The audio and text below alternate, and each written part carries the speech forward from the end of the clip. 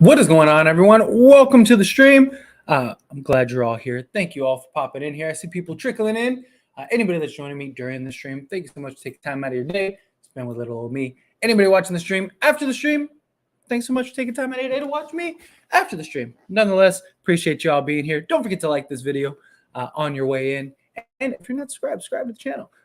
But nonetheless, real quick, let's say hi to the early entries, and then we'll dive into some conversations. If the Lakers still had the 2020 team, would they win another championship as it stands? I don't know. I mean, that's tough. I mean, never really know. The following year, AD gets hurt. I still don't think they win. This past year, maybe you can make an argument that they would have, but I mean, the Warriors were on a mission, got a lot of young teams. Maybe it just depends on the health. I still think like that 2020 team, like even if LeBron and AD miss as many games as they did, they probably still don't make the playoffs. So no, I would say no. I'd say even if we had the 2020 team, we probably still wouldn't have won a championship or another one at this point. Clippers do worry me now. I don't blame it. I've talked very highly of the Clippers. Lakers will miss the playoffs again. Clipper fans will be laughing at us. I can guarantee Clippers will be it. Yeah, assuming they're healthy. They weren't in last year. But no, I mean, the Clippers talked about it. On paper, they might have the best team in the league on paper. It's just one of those things. It's like I've talked about. Like I just can't believe in them. Until you can prove to me that you can actually get the job done. I mean, it's been the Clippers year every year since Lob City. And every year they can't get out of the second round. So it's like, how am I supposed to believe that you can accomplish this when you haven't been able to prove it yet, with Paul George and, Kawhi Leonard? They can't stay healthy, and so that's the problem. It's just, they're really good if they have those two stars, but if they lose one of them or they lose both of them, they're likely are out pretty quickly. They would, yes. See, that's the thing. I don't think they would have. If you're talking about the 2020 team, the 2020 bubble team, I mean, it's a great question. It really is a great question, but I don't think so, because I think you still have that the following year. Yeah, you still play this. You still play the Suns, or at some point you're going to play the Suns. But Anthony Davis gets hurt. I don't think it's not like Anthony Davis got hurt for any other reason than he just got hurt. So Anthony Davis gets hurt. That team still loses. And then this past year, even if you had this team, LeBron James and Anthony Davis missed most of the season. I don't think they make the playoffs. So that's the problem too. What is going on, Raphael? Appreciate you being here.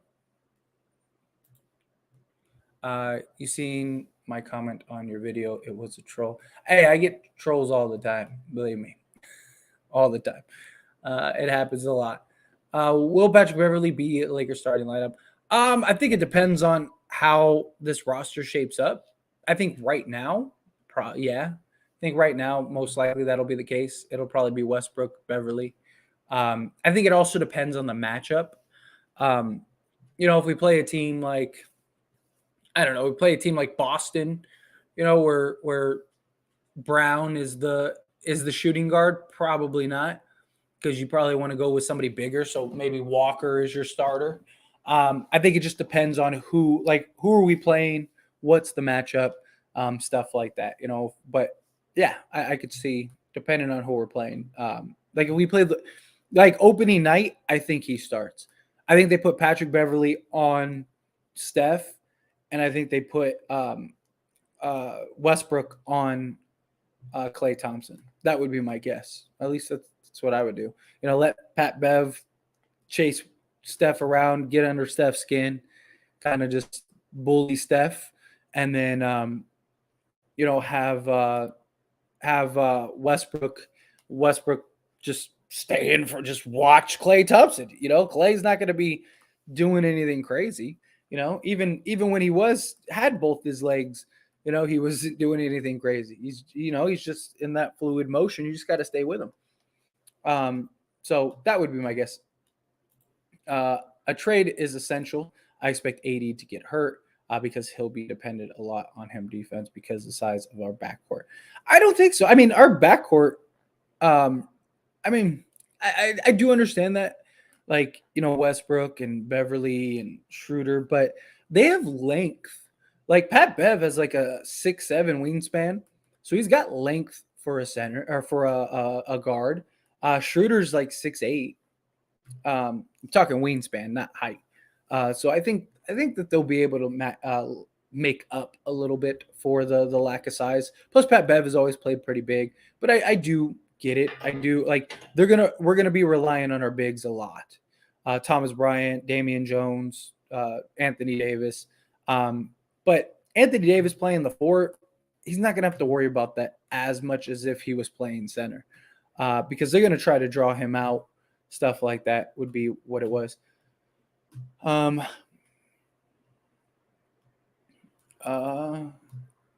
guy was crazy how he said it. It wasn't. It was a report. The problem is people don't actually watch the video.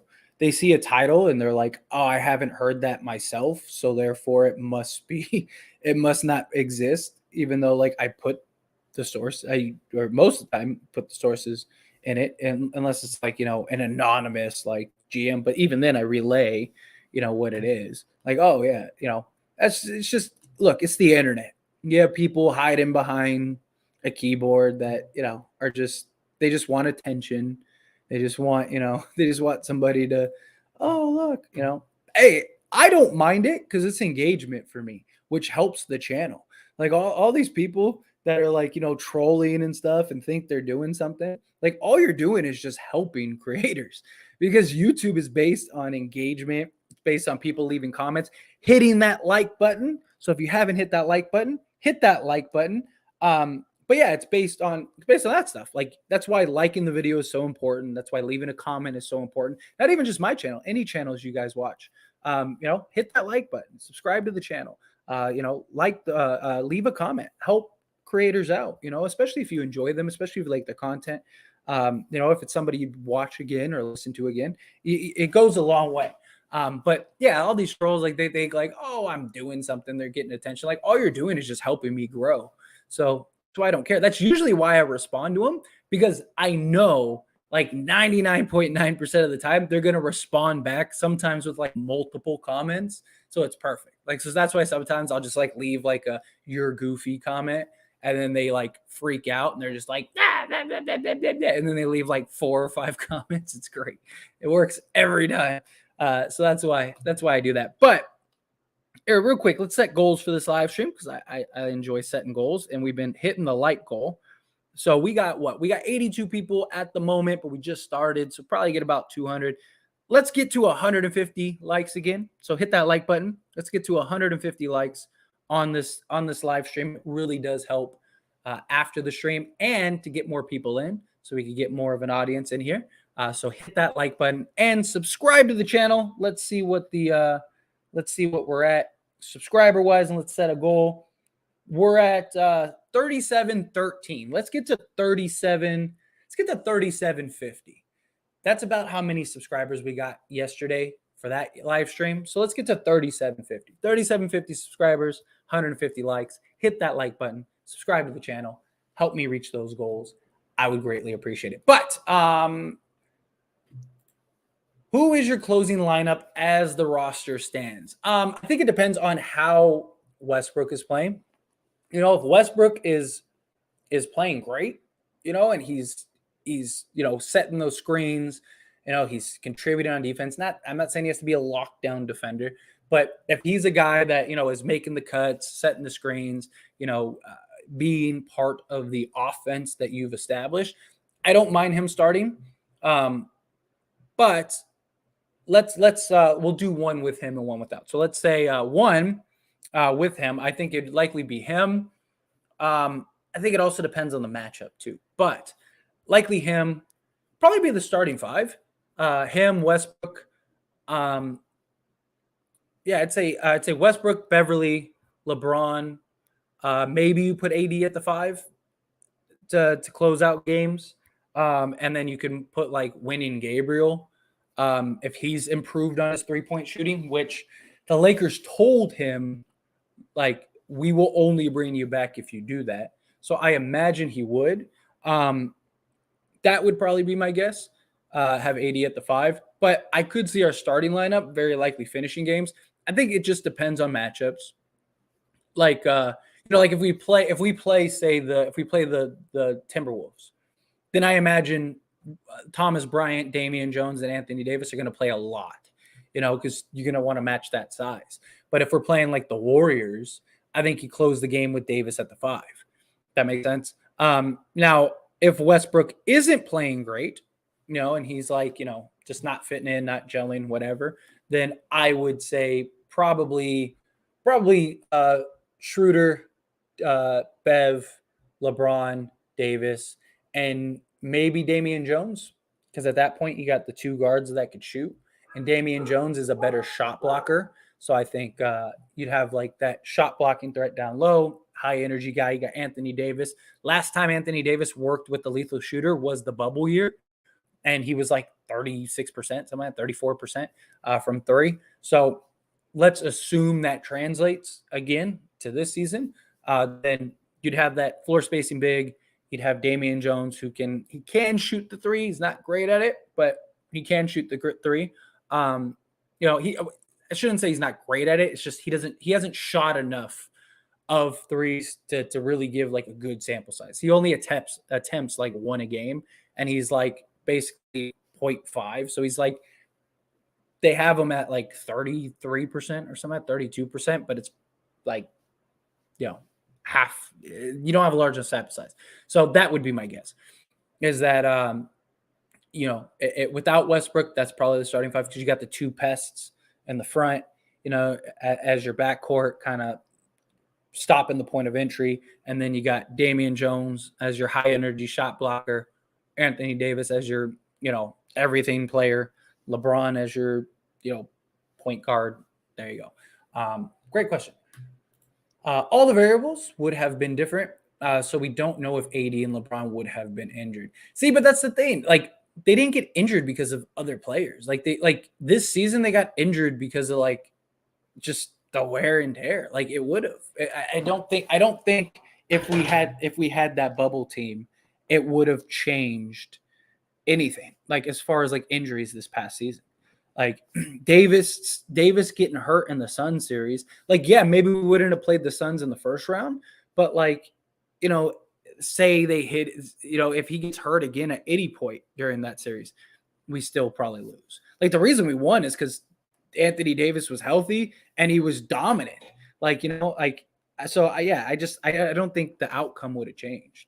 I mean, hypothetically speaking, like maybe they go 3 straight, but like based on what we saw the last 2 years, I don't think that bubble team would have changed the results, because it wasn't just that the team, like last year, it wasn't just that the team was bad.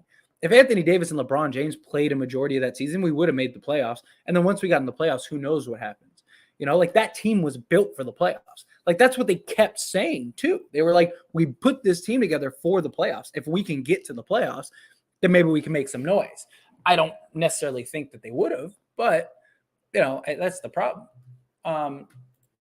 What is the feasible next move? I still think Westbrook will be traded at the deadline. I got a feeling lineup does not make sense.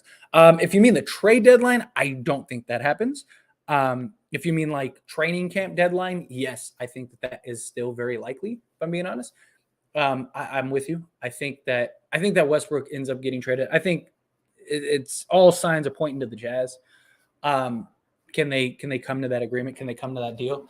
We know that they're still having ongoing discussions, so that's good. And look, I keep saying, I'll say it again: no news is good news. As long as Bogdanovich hasn't been traded to another team or something like that, we're still in good standings.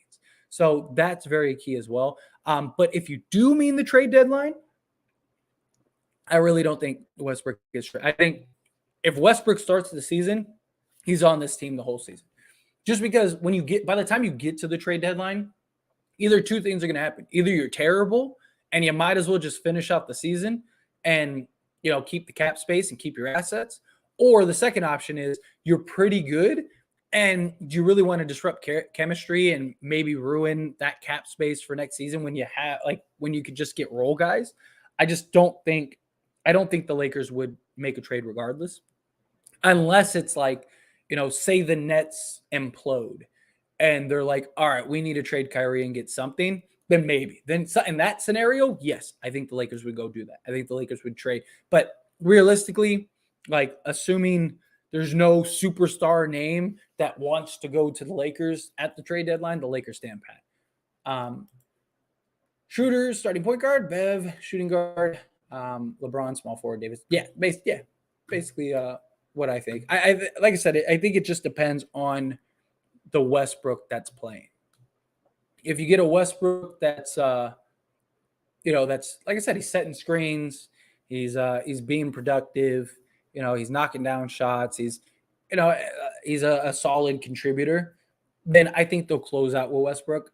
But if he's kind of clunky or awkward or anything like that, then no, I think that they'll go. I think they will. They'll go with Schroder, Beverly, LeBron, Davis, and Bryant, or maybe Damian Jones, because you could get away with Damian Jones in this lineup. Bryant is the better three-point shooter and floor spacer, and he can block shots. He's not a bad shot blocker. Damian Jones is more physical. He's a better shot blocker, and he's more high energy. And with this lineup, basically everybody can shoot. Schroeder's not the greatest shooter ever, but he's like league average. Pat Bev is 38%. LeBron's like 36%, assuming he at least stays where he was last season. And then Davis, again, last time Davis worked with the lethal shooter was the bubble year, and he was like 34, 36%, somewhere in that ballpark that year. So you basically have two guys shooting league average, two guys shooting above league average. I can get away with Damian Jones. I like this team if they send Russ home and sign Melo. Problem is that one, Melo solves our shooting problem, but he doesn't solve our defensive wing problem. And the issue is we're that's my concern with even Bogdanovich, is that he tries on defense, but he's not a great defender. And so you need guys that can make up for the lack of defense that he's going to have, because teams are going to target him. So Melo had the worst defensive rating of his career last season, which makes sense. I mean, he's only getting older, right? I'm not against Melo. Look, if the Lakers sign Melo tomorrow, I'm not going to be like, oh man, they shouldn't have done that. That was stupid. No, I'll be more than happy. I'd love to see Melo. I really wanted Melo and the Lakers to win a championship last year, because one, I'd love to see Melo get a ring. But I don't think that solves all of our needs. I think it'd be nice. You get that guy that can play the 4, he can play the 3, stuff like that. But I don't think that really solves it. And they're not going to send Russ home. One, they can't. Even if they wanted to, they can't. They're not a tanking team, first off. Secondly, they're not good enough to send him home and not have him play in some capacity, whether it's coming off the bench, whether it's, playing 10 minutes, whatever. It's better to have him be somewhat productive than not at all. Plus, LeBron's going to miss time. Pat Bev probably misses some time. Anthony Davis misses some time. You need a guy like Westbrook if you're not deep enough, which right now they aren't. On point guard play, they are, but, you could use Westbrook. Kudos to you. Doing a great job. Thank you so much, Kane. I appreciate you. Thank you. Yeah, I love it. Blessed position to be in. More than happy to just be able to hang out, have these conversations, have these discussions. It's an awesome position to be in. I'm very thankful. What did I just do? There we go.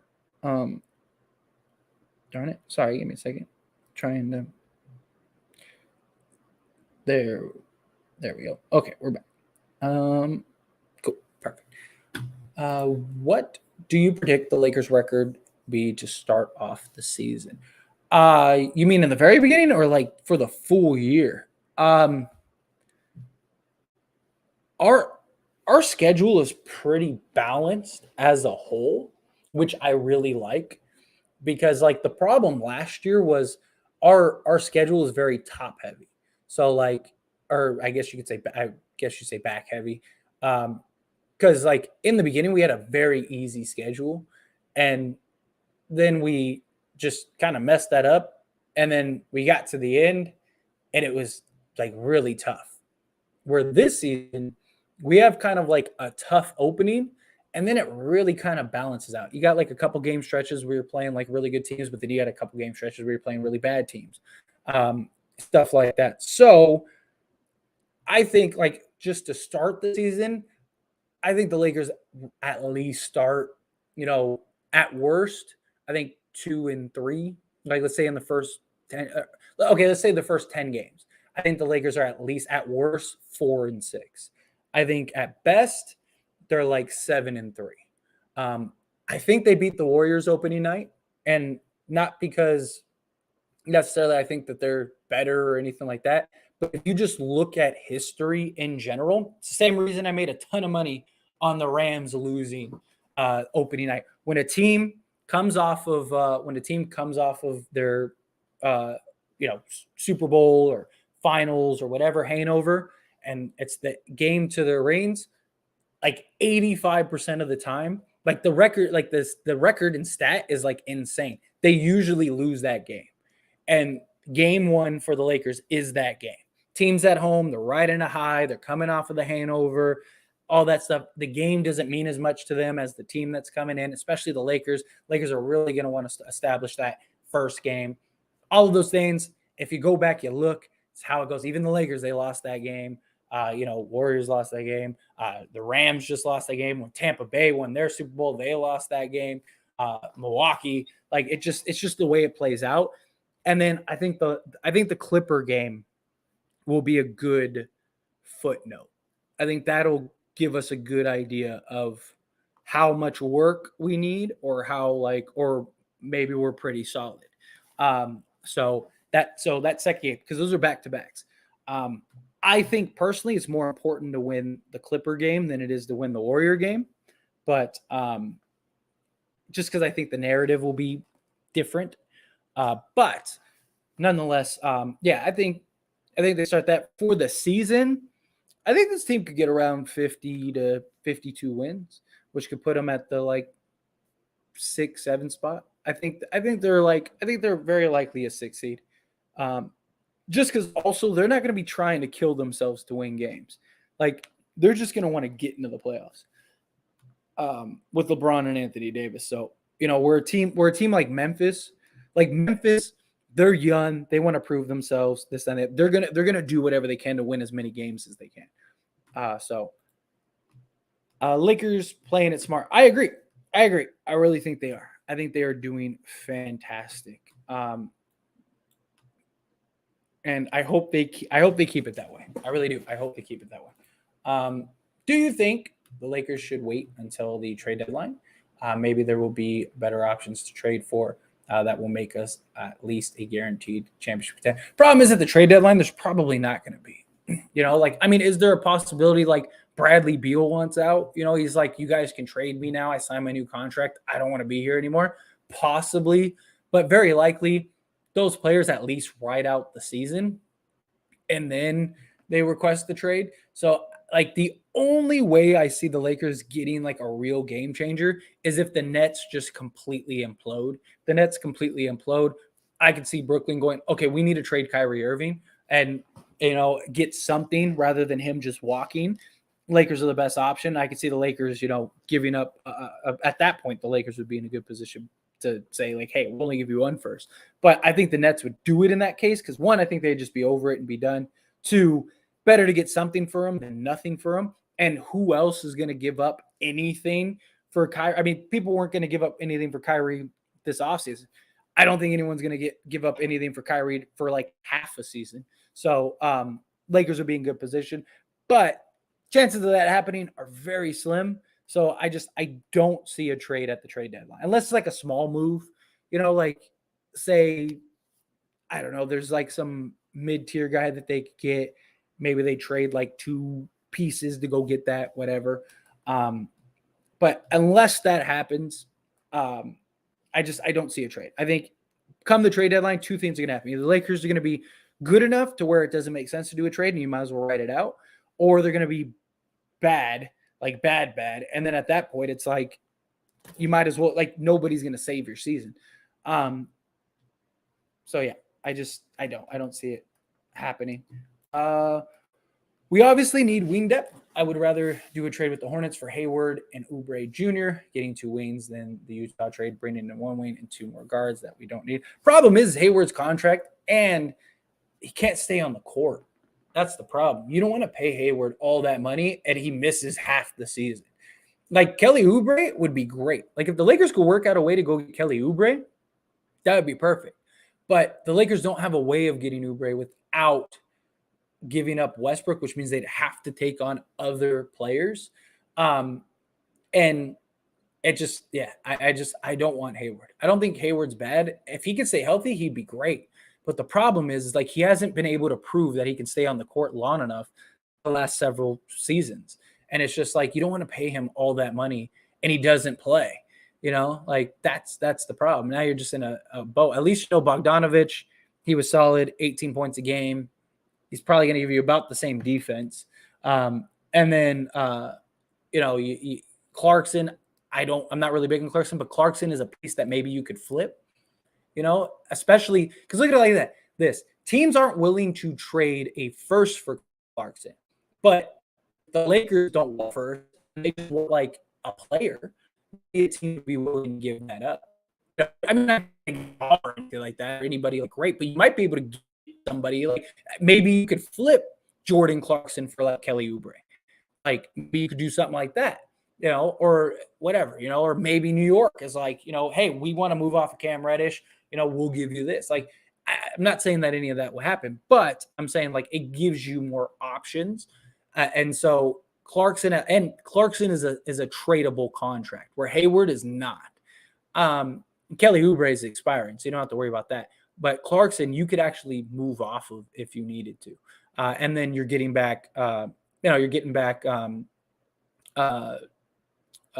Bogdanovich. Sorry, I don't know why I blinked at his name. Bogdanovich, who's 3-and-D floor spacing, and then you're getting Beasley, who he's solid 3-and-D guy.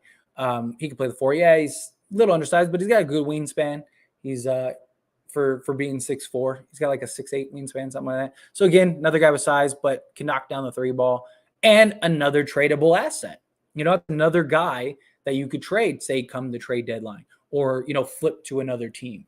Something like that, maybe the Knicks would want Beasley, right? Maybe they're like, yeah, we don't want Clarkson, but we want Beasley, and then maybe you could end up with like an Oubre, Beasley, and Bogdan. I'm not saying that any of that would happen, but I'm saying that there are possibilities and there are things that you could potentially work out and figure out with those contracts because they're just easier to move. So that's the only thing. Yes, like and subscribe. Hit that like button, subscribe to the channel.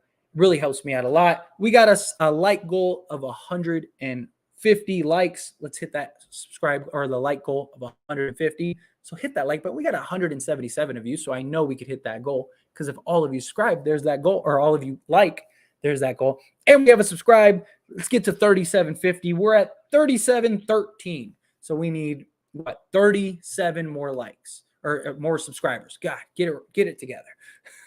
So subscribe to the channel, like this video. There you go. I wonder if Lakers are rethinking Daniel Tice after seeing him ball with Schroder, JK. It's not like look, if Daniel Tice was on like a 2-year deal, they might take him. Maybe even like look, even if it was a 1-year deal, I think they would have no problems. But I think they're looking at it as like, 1, he probably never plays, and 2, we got to pay him for the next 3 years. Like that's my thinking. Like that's why they don't want to do it. It's because not only does it mess up cap space, but it's a player that like you're probably never going to use unless like 2 of your bigs go down, And it's like, so I just that's why I don't think that would happen. And on top of that, you're giving up both picks, which I don't think they're worth both picks. Like who else is knocking on the door for them? There's a reason. Miles Turner is as injury prone as Anthony Davis, if not worse. And he's a guy that averages 12 and 7. Like, yeah, he's a great shot blocker, floor spacer, but he's not like a complete superstar or anything like that. Like, like the Lakers didn't want to trade 2 firsts for Kyrie Irving. They're not trading 2 firsts, and the Pacers are Indiana deal. Have you seen Jay Huff 7-1 stretch big? We signed him to Exhibit 10 contract, but I hope he outplays Bryant Jones in trading. I love Huff and I love Swider. I would love for them to get a shot. Problem is, I don't think we really need a big, and we already it's not like they're gonna release Jones or Bryant. They just signed him, so I don't even think they can, or you'd have to buy him out, which I don't think they would do. But I think Huff could get some burn, if AD goes down or something like that, or one of the other bigs, miss, say, 10 games or something like that, you can bring him up. If we don't make any roster, like if this is our roster, I really want them to bring in Cole Swider. Give him a chance. Defensively, he looked lost in Summer League, so you would imagine that's going to be the same thing in the regular season. But the dude shot lights out. He can't be worse than Buddy Hield and Carmelo Anthony defensively. He's got 6'8" or 6'9" size, so he's bigger than both of them. And he's young. He has lateral movement. Like, you might be able to get him to be serviceable. The dude shot like 53% from three during the entire Summer League. I don't think he's going to shoot that from, in the NBA, but can he shoot 38%? Like that I think is a possibility. So, yeah, I would, if nothing changed, like if we just stood pat, no trade, no nothing, I would want them to bring in Swider before they bring in Huff. And I really liked Huff. Huff was nice. But I just think Swider is a bigger need right now. While I don't want a trade with both picks to happen, unless it's Kyrie, man, that starting five with Miles Turner and Buddy Hield looks like. Look, I think it looks great. And I made a whole hype video essentially about that, about how great it would be to have that team and this, that, and the other. But it's not worth both picks. And there's no guarantee Miles Turner stays, hopefully you can get him to sign an extension, but he wants 20 plus million. And I don't think he's worth 20 plus million. So if you don't give him 20 plus million, he probably wants to leave. And if he wants to leave, now you're in a position where it's like you just gave up both picks for a 1-year rental. And then now you're stuck with Buddy Hield. And if Buddy Hield regresses like last year, you could end up with a bad 2-year player. Like, it's just, I don't know. What else we got? Huff could be a Miles Turner replacement. He's not as good defensively. But I mean, he could be solid. And the lack of experience is the thing too. Knicks want a first for Reddish. Would you want to pay that price for him? Absolutely not. They're not going to get a first for Reddish. The reason they want a first for Reddish is because they gave up a first for Reddish. They didn't even get a first. So like in the 3-team deal that sent Reddish to the Lakers last season that the Knicks screwed up, they didn't even get a first round pick in that deal. And that's why they messed up the trade, because they wanted more. Like, they all agreed to a deal, and then they were like, we're getting fleeced here, we should get another pick. And they asked for another second, and everyone was like, it's not worth it. Like, you traded him, and you shouldn't have traded for him. You didn't want him. Tibbs doesn't want to play him. Tibbs doesn't like him. He wants out.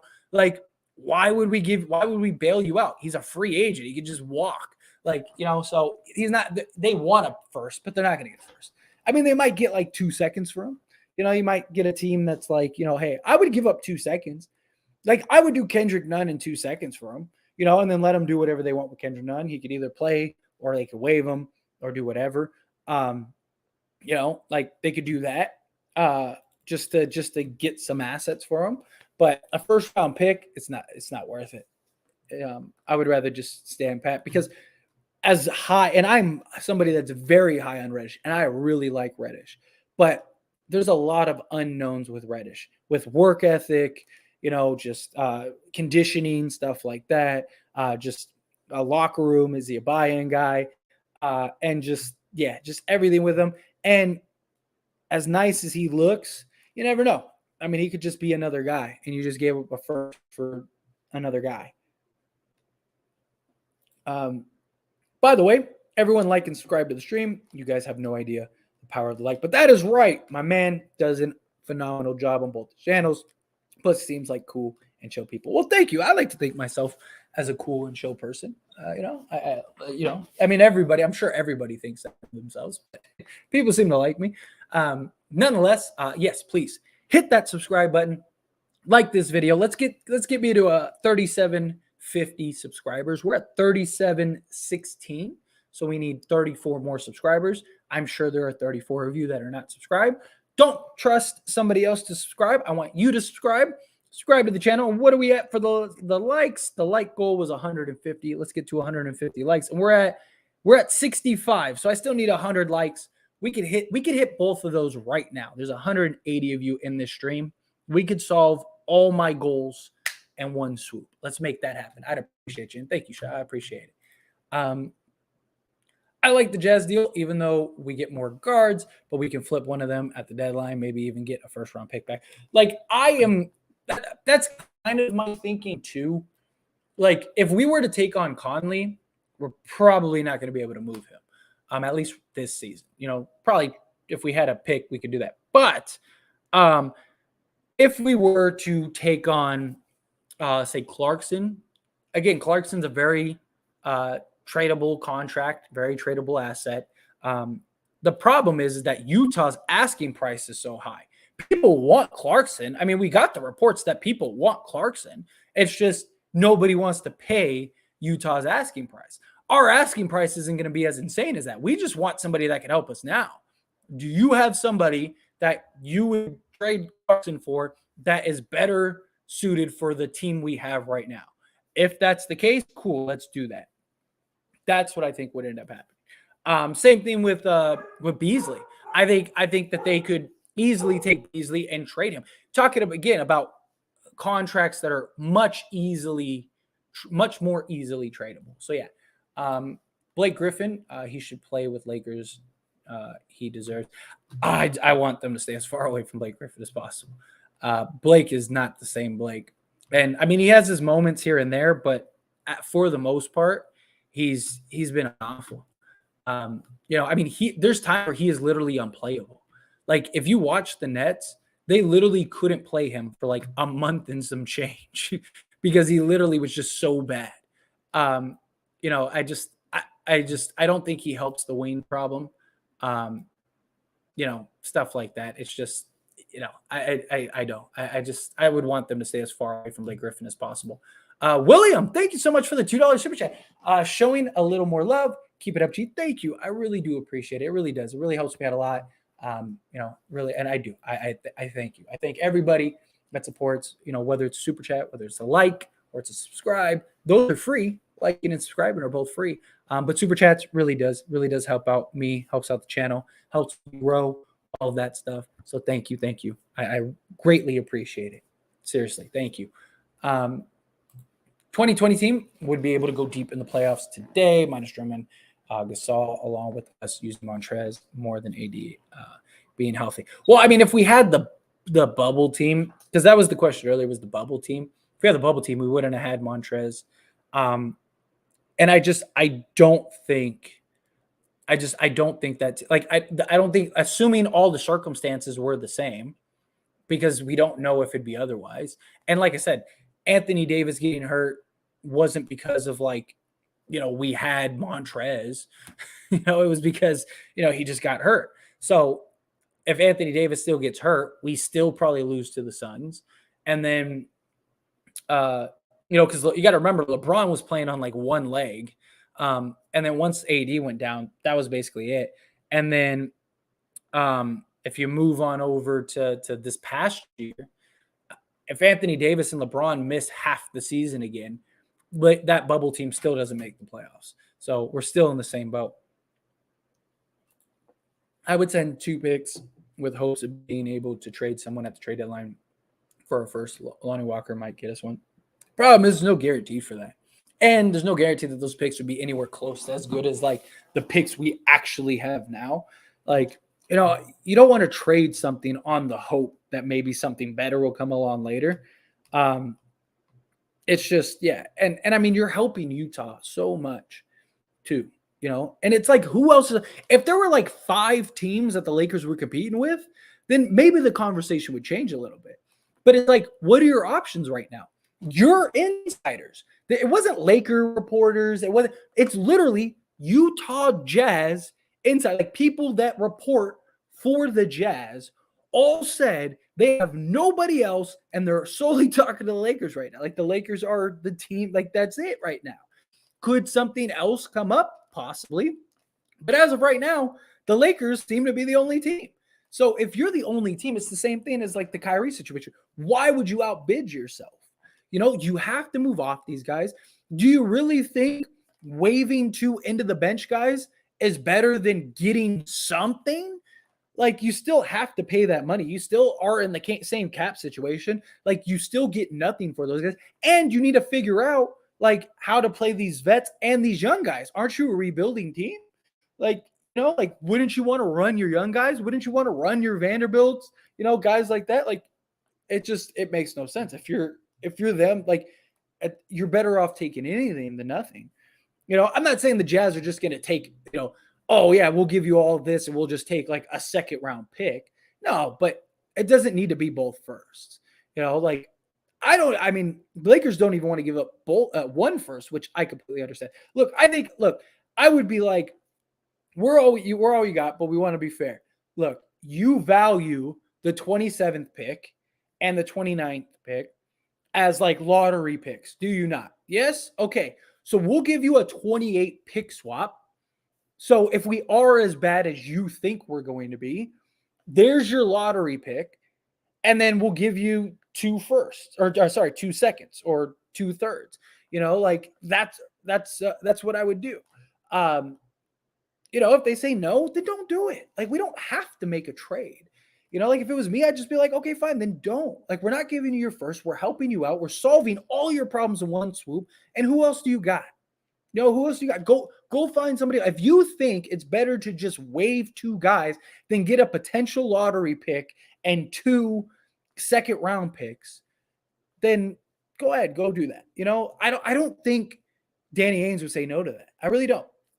I just think he's playing hardball right now because he still has time. He still has like 10 days to work that out. I do think the Lakers end up caving and giving up 1 first round pick if the trade gets done. I do, but the Lakers just don't want to. They just don't want to pay.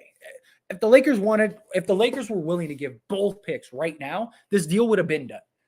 I really believe the Lakers could get Vanderbilt, Beasley. I think if the Lakers were willing to give up both first round picks, I think Utah would say, pick your 3 players. Any 3 players are obviously the ones that can be traded, because they just did the trade. They just signed Sexton, things like that. But I think outside of that, they would open the roster and go, if you give us both first, you can have whatever you want. Pick your 3 players that you want and you could have them. Because I think Danny Ainge values those. I mean, we got the reports from the Jazz that Danny Ainge values those picks over any pick in the league right now. So if you really value those picks that high, like I really think he'd be like, here you go. Pick your player. Pick your 3 players, whichever 3 players. I think that they would do that in a heartbeat. But the Lakers don't want to give up those picks because there's no guarantee it makes us any better. And even Bogdanovich, like this is something else I touched on the video I posted earlier. I actually want to make a dedicated video to this because I think this is a good point too. Like none of those guys we get in the Utah deal are going to start. I mean, maybe Beasley, but like Bogdanovich isn't going to start, because AD wants to play the 4. They went and got too big so he could play the 4 over an 82 game series. So Bogdanovich is not going to average 18 points a game. He's coming off the bench. Like, yeah, he can play the 4. Yeah, he can play the 5. That's crucial. But he's not going to be Utah Bogdanovich first because we're not going to play him the way that Utah played him. He's going to be the 5th, 6th, 7th guy on the team rather than like the 3rd. That's the big difference. So that's probably how the Lakers are looking at it. Secondly, Beasley, I could see them starting Beasley. I could see them start like Patrick Beverley and Beasley. Okay, he probably gets to start. But Clarkson, they're not going to start Clarkson. So you're basically getting 2 bench guys and maybe a starter. So I don't think it's worth the picks. I really don't. Plinka can't pull a trade. My God, Matt Johnson, please come back. Genie Bus, what are you doing, clown? Yeah, Magic Johnson was the one that was pushing to give up everything. He wanted to sell a farm. The problem is Magic Johnson doesn't value assets.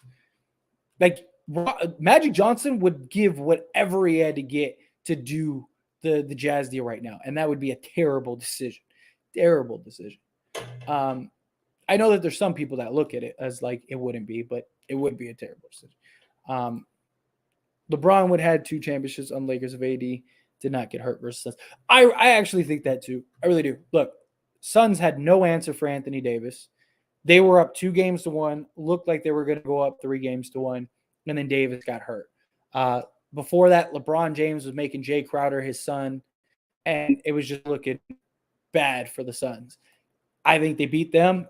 They get to the finals, and then there you go. And then all you got to do is just take down the Bucks, which is tough. I think that would have been a tough series, but healthy AD, I think the Lakers have a good shot with AD, LeBron getting to the finals. I think he pulls out another heroic thing, but yeah, I do. I think that they very likely would have gotten at least 2 championships if AD didn't get hurt.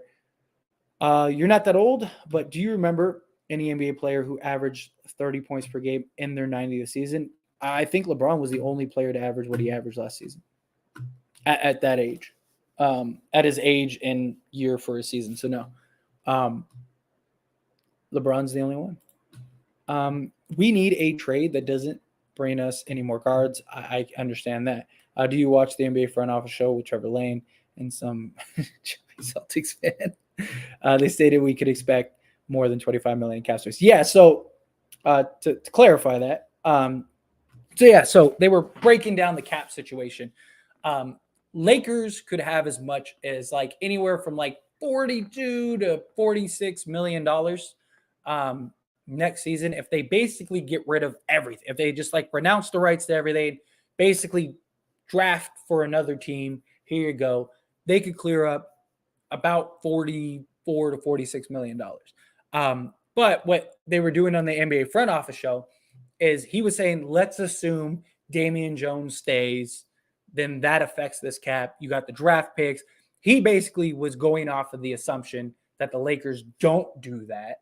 And if the Lakers don't do that, then yes, the Lakers would have about $25 million based on what his math said. But even Trevor Lane was like, that, like, can you explain that to me? Because that doesn't sound right. Because the Lakers are supposed to have $32 million as they currently are constructed. And he said no, because Damian Jones, stuff like that. But, he flipped, like if you watch that segment, he flip-flopped like 7. He started out at 15 million and then he went to 18 million and then he went to 20 million and then went to 25 million.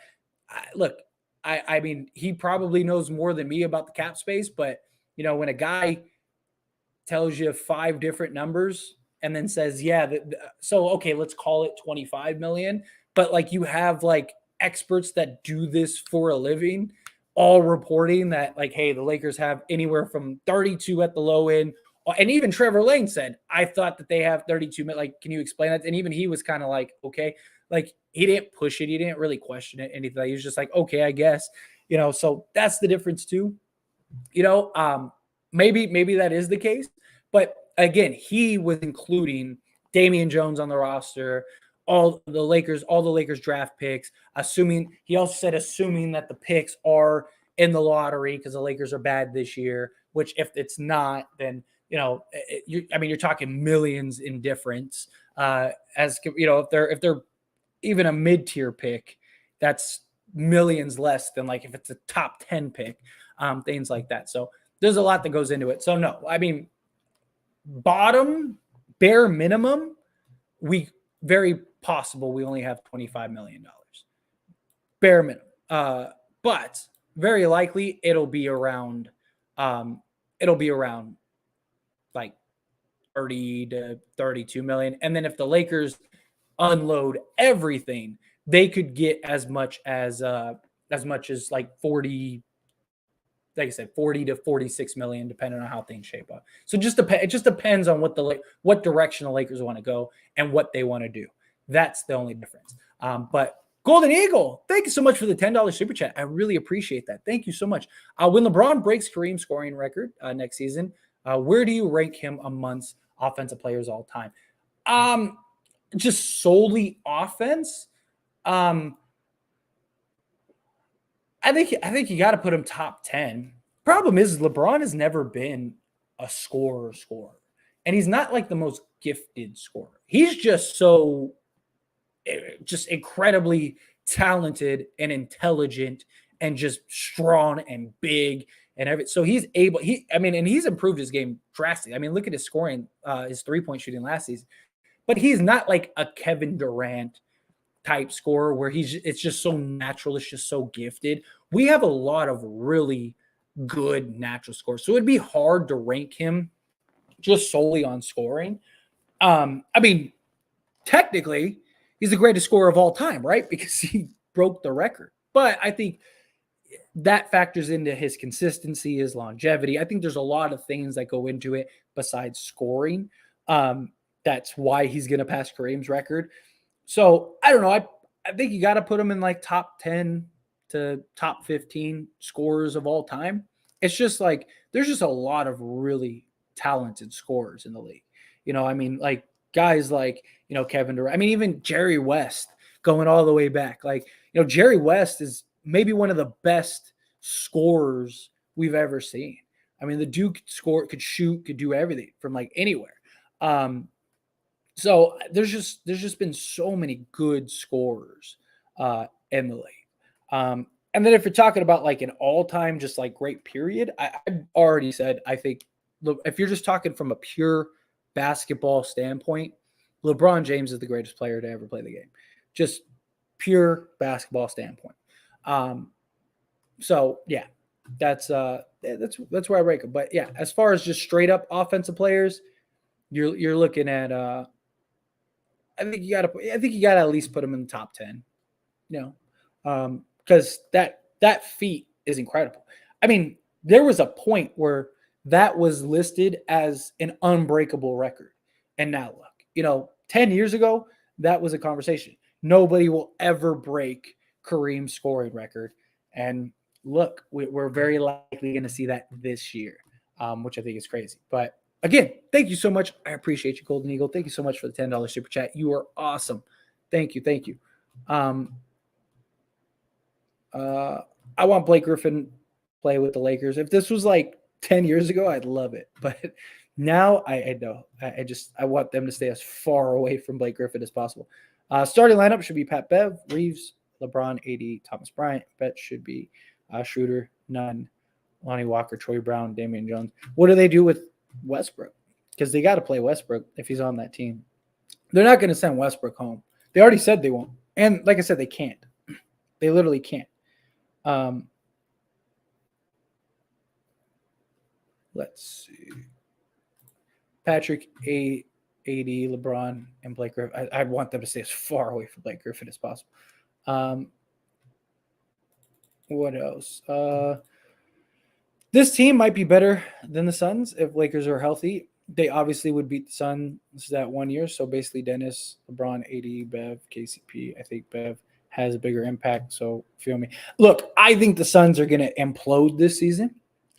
So before the whole Sovereign thing, I said I thought the Suns were going to take a huge step back. I'm not saying they're not going to make the playoffs or any of that, but I don't think they're going to be as good as they have been the last few years.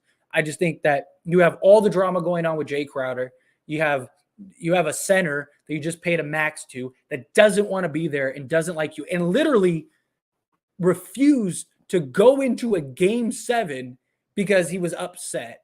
Like basically just quit on the team. You have all the drama, all the nonsense that with the whole Sovereign thing going on, all that stuff. I think all of that is going to play a factor. I think they take a huge step back personally.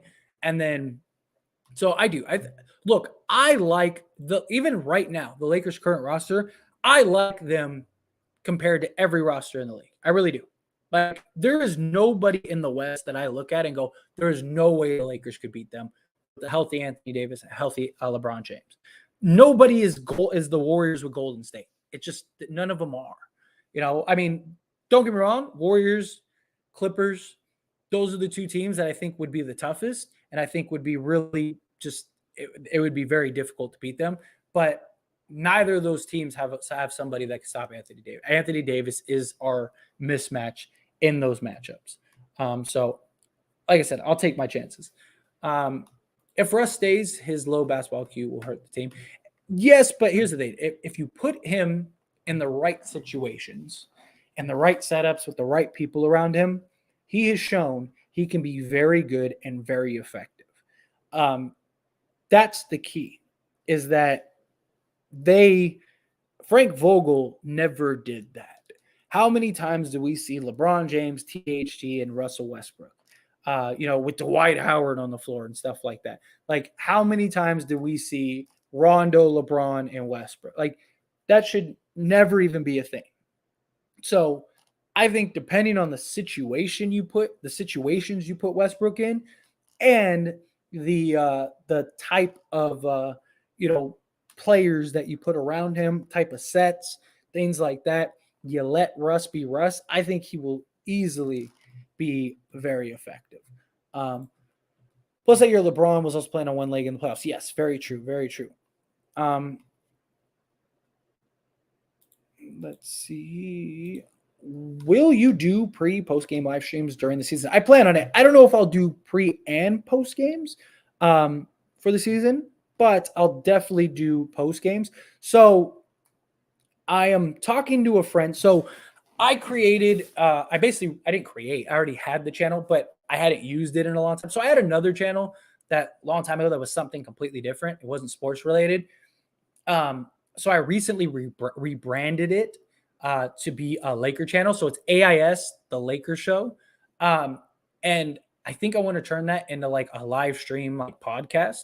So I'm talking with one of my friends to see if maybe they want to do it with me, and then maybe launch that. And then if so, the time that works for both of us together to do that would be at like 7 p.m. Pacific time. So we may end up doing that. And if we do that, then yes, you would get a pregame live stream before the game. And then after the game, I would come on here and then do a live stream. I'll even put a link in right now. That channel, I'm just uploading. I'm just doing re-uploads primarily because I'm trying to get YouTube's algorithm to flip, because YouTube thinks it's a completely different type of channel. So with that, it takes time to like get YouTube to turn things around. And so I'll keep posting those re-uploads for now, but as soon as I can, as soon as I get the confirmation that my buddy's on board, then I will start posting original content and stuff like that. But in the meantime, if you guys would subscribe to the AIS Lakers Show, I'm putting a link in the description right now. Give me 1 second, and then Control V. There we go. So yeah, there you go. So that'll be likely a Lakers podcast coming very soon. Again, in the meantime, it's just re-uploads. So if you're like, I've already heard this before, why does this sound familiar? It's because it's just re-uploads, because I'm trying to get YouTube's algorithm to transition me into a sports channel again. So if you'd watch those videos, that'd be great too. But again, I just put the link in the description. If you'd be so kind to go subscribe over there, maybe watch some of those videos later. You can even play it while you're going to the bathroom or something, whatever. I really appreciate it. And then we'll have some new original content up there very soon. I just figured might as well turn it into something rather than just leaving it and doing nothing, because it is a monetized channel. So yeah, so we'll see. But and subscribe to this channel. If you're not subscribed to this channel, subscribe to this channel. Hit that subscribe button. Help me reach my subscriber goal. We need 31 subscribers to reach today's subscriber goal. And then what are we at for the like goal? Let's see, because we wanted 150 likes, and we are at currently, why is that? What happened? Where did that go? We are at 85. So we need another 70 likes. So I need 70 likes, 70 subscribers. I'm sure there's that many of you in this live stream. Hit that subscribe button, like this video, and then check out the links in the description and go subscribe to those channels. Where were we? Darvin Ham and Russ should be in the Utah package. Trade them both. Darvin Ham hasn't even played a game yet. Like you gotta give him a chance. You gotta give him a chance. Um, did you lose money on the Ravens today? I did not. I actually didn't bet any football today, and I'm glad I didn't because I would have gotten killed today. I would have gotten killed on the Raiders, and I would have gotten killed on the Ravens, and there was another game I would have lost on. But I didn't have time to go put my bets in, and I took the money out of my sports account, like my app account. So, yeah, I would have made bets today if I had the time to go do it. So next week I'll probably lose some money, make some donations to that. But getting a little tired of all these 1-year deals to save cap flexibility. The team will never have continuity and chemistry if we don't establish a solid core outside of the big two. I agree with you. I really do. That's been my biggest like knock and problem with like what Rob Pelinka's done with this team. It makes it so, you're right. It makes it so difficult to build a culture and a structure and build chemistry and things like that. So hopefully after this year, we start getting long-term pieces. So hopefully, fingers crossed. We'll see. I really dig your YouTube post. Keep up the great work and content. Well, thank you so much, Scooby. I really appreciate that. Thank you. Very kind of you. Thank you. I appreciate all of you. See everyone giving their predictions on wins. We'll see. We'll see how it goes. My thing, which I won't get too crazy into just because, I already I had like a whole live stream about it yesterday.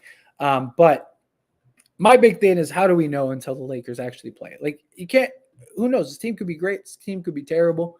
We won't know until the season starts.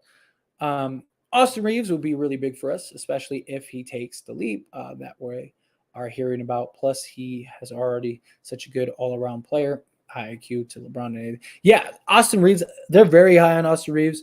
I really like Austin Reeves. So I imagine that he gets some type of burn, some type of run, and then hopefully he can kind of keep that going. Why are the Lakers trying to build a team around Westbrook, putting 6'1" guards at power forward and a 34-year-old wing? Hey, look, I guess as good as mine. We definitely need.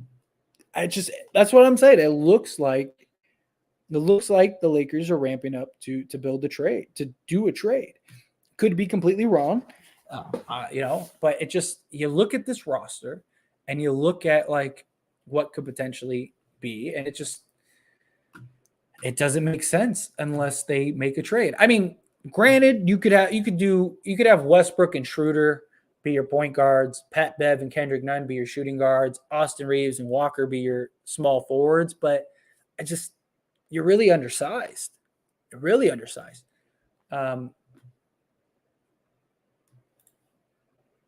This team, Lakers, now currently almost the same on 2020 team, so I predict 40 to 43 wins. Look, I think that I said yesterday, I've even made a whole video diving in, giving you like statistics and everything, breaking it all down. This team, granted, chemistry, stuff like that, I understand that, but who knows? This team could have great chemistry. It's not like that bubble team had 3 years to build chemistry.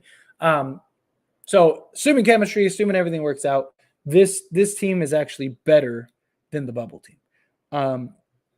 But, again, chemistry, things like that are all factors that go into that. Why ain't AD contagious of LeBron James training? I mean, he's been training all offseason. He's posted more videos of his training than he ever has. I feel like the Pat Bev trade was horrible considering Westbrook stayed and we got Dennis. No, because they didn't get Bev just to get Bev.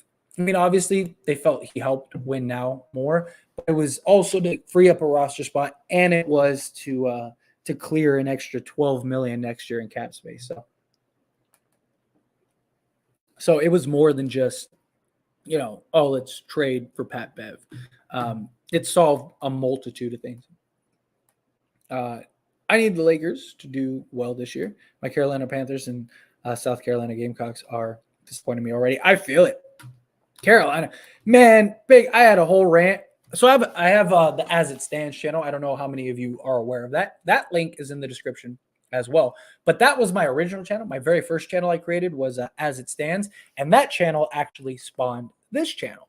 And I've been talking a lot of football over there because of that. I had a whole rant on Baker Mayfield and Panthers. Yes, I lost a bunch of money, but it wasn't because of that. It was just because Baker proved he's just the same Baker Mayfield all over again. And the loss to Cleveland. Had a rant today about the Raiders. So, yeah. If you guys want to go check that out, it's just As It Stands. If you look up As It Stands, or you just click the link in the description, there you go. It'll take you right to it. And like I said, talking more football stuff. Football videos aren't doing too good because I kind of built a basketball community over there because that was all there was to talk about. But trying to grind through the smaller views on the NFL stuff to grow in NFL, just because I want to just be able to talk all sports there, all teams, all whatever. I just want to have a place where I could go and just rant about sports, period. And then here is my place to rant about the Lakers. I'm done subscribing. Thank you so much. I appreciate that. Thank you. Thank you. Thank you. Thank you. It really does mean a lot when people, people subscribe, people like, just everything. Any way that you could help this channel and help me, I'd greatly appreciate it. I really do. Even just hanging out, watching the videos, all that stuff. Like, it does help me. I'm very thankful. Obviously, if you could subscribe, that'd be awesome. If you could like the videos, that'd be awesome. Super chats, awesome. All of that stuff. Very thankful, very grateful. But, nonetheless, even just hanging out with me, I really do appreciate it. Why does it always feel like great shooters turn out to not be good defenders? Because that's usually how it goes. It's very rare that players are either or, or both. They're usually either or is what I meant. Like, you look at Steph. Like, even Steph is the greatest shooter of all time, and he is a terrible defender. I mean, he has his moments, but for the most part, he's not a very good defender. It's just how it is. Very rarely do you get those two-way guys, and that's why two-way guys are so valuable. So two-way guys make so much money because it's so hard to find guys that are both. It's usually one or the other. What else? If the Lakers get Cam Reddish, that will balance our roster so much more. Only thing is, I wouldn't wait to see how Nunn plays first before making any trades. I really want Nunn to play on this team. I really think Nunn can make a huge impact on this team. Assuming he's healthy and stuff. But I do think Reddish is a much bigger need. So, like, if the Lakers traded him for Reddish in, like, whatever, a couple seconds or whatever they end up trading for, I wouldn't be against it. But I just I really want to see what they do with Nunn. I really do. I hope Cole Swider develops well. I like what I saw in Summer League. Side note, are you able to attend Summer League games out there in Vegas? I have. I wasn't able to this Summer League just because I was just really busy with everything. But next year, or this, I guess, coming up year, I definitely want to go to Summer League games. And I'm even thinking about, like, maybe doing some live streams there, stuff like that. If any of you are there, maybe we can meet up and stuff and say hey, and maybe grab a beer or something together, like, whatever. It'd be cool. But yeah, I have gone to Summer League before. Because I haven't gone since the year before the pandemic. So it was at 2019. So 2019, I went every day, if I'm not mistaken, to Summer League every single day. So like the pandemic year I didn't go, and then obviously, and then 2021, and then this year I haven't gone. So last 2 years. So basically the last 2 years I haven't gone. Kelly Oubre for Austin Reeves. I wouldn't do that. I think Kelly Oubre offers and can do so much more. Kelly Oubre is he's your 3-and-D guy, but I think Austin Reeves, you get more out. Even though we might lose Austin Reeves after this year, but I still think right now you get a lot more. I don't think they really need Buddy Hield. I don't think so either. I've said that since the announcement, but you have to get Buddy Hield. But let's see what else you say. If the Lakers could somehow trade a pick with Westbrook and get another team involved for Miles Turner, would be a smash. Yeah, I mean, if you get another team to take on Hield, I don't know how many teams would be willing to do that just because of his contract. But like, I'm not very big on Buddy Hield either. I think the only reason the Lakers really want Buddy Hield, period, is just because I think that they feel like we had a deal for him and we should have gotten him and we didn't. So now if we go get him, it's like, oh, look, we still got him. That's kind of how I look at that, if I'm being honest. But yeah, if we could figure out a way to get multiple, that'd be great. If the Lakers make any Jazz trades, would they still be able to get Miles Turner in the offseason, assuming he doesn't get moved somewhere? Also, keep up the good work. I appreciate you. Thank you so much. I'm assuming you mean next offseason. Well, next offseason, he'd be a free agent. This offseason, I mean, technically, if the Pacers would want like a Beasley or a Clarkson, which I don't think they'd want a Clarkson, but they might be interested in a Beasley. So if the Lakers could get like a Beasley from the Jazz, and then maybe you take Beasley and you could do Beasley and Turner straight up, but Pacers going to want more than just Beasley. But if you could do like Beasley and like a first or, a couple seconds or a pick swap or something like that, technically you could get there. If I had to guess, not going to happen. I think if any trade happens, it's going to be a straight up trade. But maybe the Lakers could get there at some point. Maybe they could, work out another deal behind the scenes and kind of just, redirect some of these players. Let's see. Oh. Now, none will be better than Reddish. Knicks should be given a pick of that deal. I think right now, none is better than Reddish. Absolutely. Just what he's been able to do and prove. I just think the Lakers have a bigger need. And the Knicks don't have to trade Reddish. And I think he just is a bigger problem. Look, I am so high on none. I have been a huge hyper. I've been gassing him none like crazy. But I just I think Reddish is just a bigger need currently. Right meow. I can't pull over any farther. I'm already pulled over. What's going on, Blood? Cole Swider, Huff, Austin Reeves are garbage, and they will play in Bulgaria in 3 years, not NBA players. I wouldn't say that about any of those guys, but sure. How about the trade offer for the Heat? The only thing that I saw, that's a fake report. I mean, they've been rumored for quite some time. That was just the more recent report was just a regurgitation of what was supposedly thrown out there a while ago. But I don't think the Lakers would do it.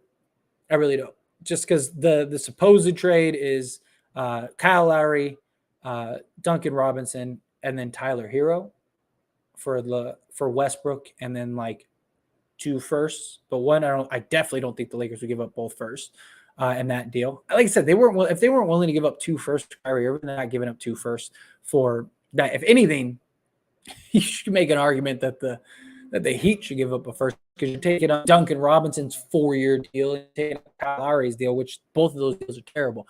And I know a lot of people are like, there's no way Miami gives up Tyler Hero, blah, blah. One, Pat Riley's not very high on Tyler Hero. 2, he absolutely would, if it meant getting off of Duncan Robinson and Kyle Lowry's contract. He would basically have a clean board wipe. He would do that. And I actually think he's like that's one of the few teams that would actually play Westbrook. But I don't think it would happen. I just think it's just talk. It's the Heat and the Lakers. You're gonna get some views. You're gonna get some clicks. You're gonna get some attention. Putting it out there. So yeah. I don't think the Heat would give us anybody. I mean, they would. I definitely think, like, if we wanted Duncan Robinson and Kyle Lowry, the Heat would trade those 2 immediately to us. It's just their contract's terrible. I mean, with all the just drama going on this offseason, and then you even had Tim Hardaway come out and defending Kyle Lowry, because the whole conversation that Kyle Lowry, he's overweight, can't stay in shape. He's that's why he keeps getting hurt. He's a liability because he got too much weight for his size, and he's always hitting the ground and blah blah blah. I think Pat Riley would move off of both of those guys immediately. I even think they would give up Tyler Hero to move off of both of those guys. But I don't think it'd get done. I don't even think it was even discussed. I agree. Their package isn't worth a single first. If like I said, you can make an argument the Heat should be given the Lakers a first for taking on all that salary. I mean, you're taking on like what, 200 and something $1 million and future salary. Weekend has come and gone, and no trades. That's a bad look, especially if LeBron is holding his mini camp on the 22nd. Look, I even said yesterday, people were asking me if we do get a trade, it wasn't going to be this weekend, just because one, usually they wait till like the new, calendar week, work week. So if we don't get a trade by like Tuesday, maybe Wednesday, a deal isn't getting done. I mean, look, the Lakers aren't making deals based on LeBron's mini camp. They're just not, but I do think if we end up getting into the mini camp and Westbrook is there, then that's your sign that it's over, unless, something crazy happens. But not worth that contract. Yes, facts. They need shooters, period. Yes, I agree. The Lakers got to do something very special if they want to win the NBA championship. Russell Westbrook, Patrick Beverley backcourt is not going to work. How do we know? I mean, look, Patrick Beverley shoots 38%. That's what you need next to Westbrook. Obviously you want somebody that's a little bigger, but I actually think they could work. I think it just depends. It's gonna depend on how Darvin Ham structures his offense. I mean, we know he's playing the 4-out 1-in, but like, where are the positions that he's putting Westbrook? Because in the offense that Darvin Ham is running, if it's me, I'm giving Russ 3 points of entry. I'm saying, like, look, you get the rebound, everyone spreads the floor. If you got a head of steam, get to the basket. You got the green light, get to the basket. Make your decision based on that. Get to the hoop. If you got the layup, make the layup. If not, kick it out. Boom. You got the floor space. The other options, if he's not the primary ball handler and he's not coming down with the head of steam, the other options is, okay, I need you in the weak side corner, and I need you to knock down those shots. And then if he's not in the weak side corner, he's on the weak side block in that dunker position. That's what I would have him. That's where I would have him. LeBron's been postponing this camp or what? Seems like it was supposed to happen weeks ago. I don't think so. I mean, he always has it like a week before training camp, which, if I'm not mistaken, that is a week, because most teams are starting the training camp on the 27th. So it sounds about right for that. It's just we heard about the training camp like a week or two ago. That's the only difference. But I also think it's possible he moved it up a little bit just to see, what would develop. But how about bring back Michael Beasley to the Lakers? There's a reason he's not in the league. He doesn't have the work ethic. He's too inconsistent. He's a head case. Like, it's just, and I was so hyped when the Lakers got Michael. I always liked Michael Beasley.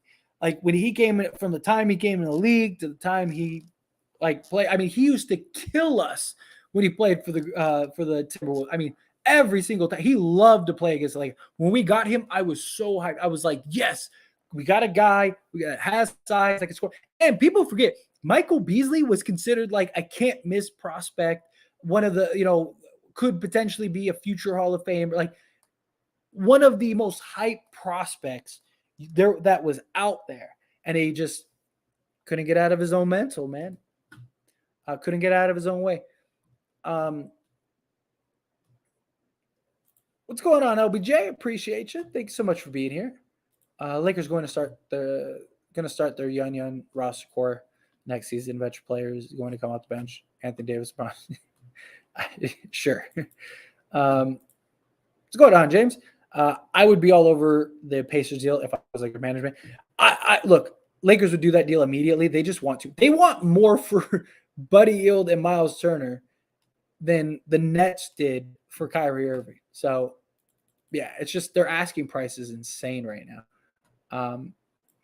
Lakers team needs aggressive and athletic centers to avoid injury of either LeBron James and AD. I mean, we got Thomas Bryant and Damian Jones. Damian Jones especially. Damian Jones is that athletic, like high energy, aggressive style center. Like he was great for Sacramento last season. Like great. He had like huge win shares for them too.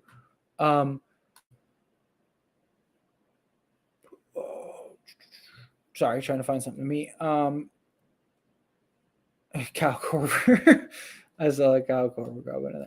Danny Ainge is gunning for Victor Wembanyama. Yeah, dude, that dude, everyone's going for him right now because he's like can't miss prospect. But that's my point. Is like, look, if you're Danny Ainge, what do you want more? Do you want an opportunity to go get Victor, or do you not? Because look, if let's say they do waive two end of the bench guys, this team could be very good. This team is not a tanking team.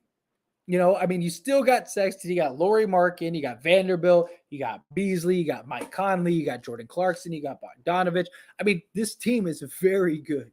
And they have Walker Kessler. I mean, the list goes on and on. Like this team would be like 12 players deep and could be very good. I mean, they're not gonna not a contender or anything like that, but they could be like, is that another realm possibility that they're like a play-in team? So yeah.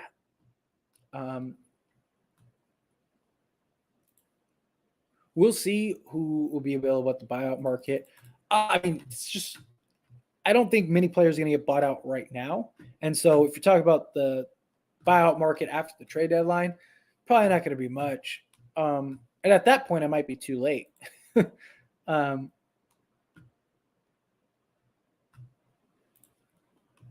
Damian Jones would take us to 30 and the pick, I guess, around 29. I'm assuming that's somebody else. Pure offense, he's number one. He's top 3 to 5 scorer ever. Same in playmaking, and he's number one overall offensively, in my opinion. Hey, look, I completely understand the argument. I just don't think he's more of an all-around guy than just like a scorer. Like, because the question wasn't like, where do I rank him all time? It was like, as far as like scoring goes. Like, I just think they're better all-around, just natural scorers than LeBron James, just natural scorers. And this is coming from somebody like I think LeBron James is the greatest player to ever play the game. If KD will never break the record, how is he a better scorer than LeBron James? There's a lot that goes into breaking records. It's not just like scoring. You know what I mean? Like Kareem set the record, and like at the tail end of his years, he was putting up, like 10 points a game and stuff like that. Like, stuff like that's the difference. Like, it's the longevity, the amount of games played. He's been, knock on wood, blessed with never having an injury. You got to remember, Kevin Durant's played 90 games over the last 3 years, and at his average, it's just the longevity, stuff like that. Like, there's so much that go into that. His consistency and longevity is what it's been. But that doesn't mean he's a better scorer. I mean, LeBron will tell you that. LeBron's always said, I'm not a scorer. I'm not. And he's not. And that's what makes it so much more impressive, is because he's not a naturally gifted scorer. He's just so smart and just intelligent and just great at everything that he's able to do what he's able to do.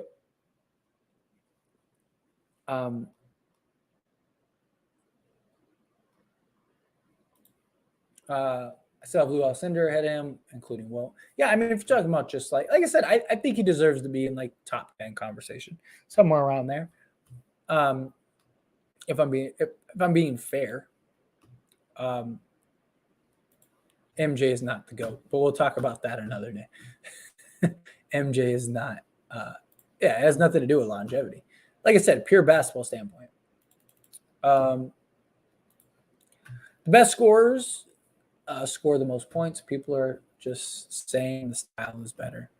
But if you have the most points, you're the best scorer. But the thing is, LeBron James has never scored the most points. This is the first year he would have won the scoring title. He's not scored the most points. He's just been so consistent. Like game in and game out, every single game, he consistently gives you the same amount of points.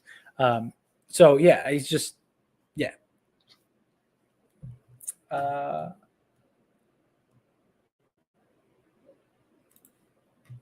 Now that you said that, Jerry West was a better scorer than LeBron. Yeah, he was. Jerry West. People sleep on Jerry West.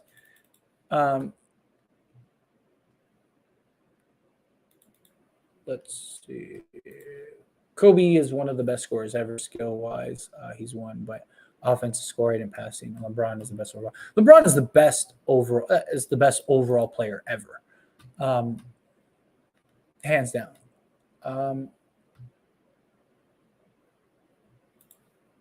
When have or will be this Clipper team be healthy? That's my point. Like that's my thing. I cannot buy into a Clippers team until they win a championship. Or not even win a championship, just make a finals. Just get out of the second round. I mean, they've been to one Western Finals ever.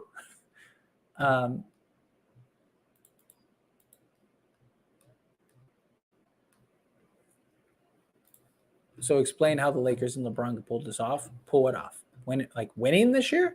I mean, you have a healthy LeBron James and Anthony Davis. That's, name me a better duo. I think he is. He doesn't have the body MJ or LeBron had, so he had to resort to other things. LeBron is a better scorer and equal, but Kobe had bigger arsenal. Kobe didn't have the natural gifts that Jordan did, but Kobe was just so determined. From like a fundamental standpoint, Kobe Bryant might be the best fundamental player ever. Because he just was. He was just his footwork, just everything. It's incredible.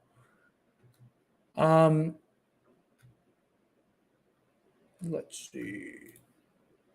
Do you think LeBron James can break 100 points next season? I think LeBron can average 102 points a game next season. Look, if LeBron absolutely wanted to score 100 points, I believe he could. Like if LeBron was like, I'm going to score 100 points this game, I really think he could. I mean, depending on the team he played, but I do think if he played like the Spurs this upcoming season and was like, I'm going to score 100 points on the Spurs, I really believe he could. Just because he's just so physically big and strong and gifted and stuff. I mean, LeBron has said he could go out and lead the league in scoring every year if he wanted to, and I believe him. He just hasn't wanted to. He's more of an all-around guy. Like I said, he would have led the league in scoring this year, but when has he done it? Oh, I guess he did it. What? He has won the scoring title before, right? Didn't he win the scoring title? He won it once, right?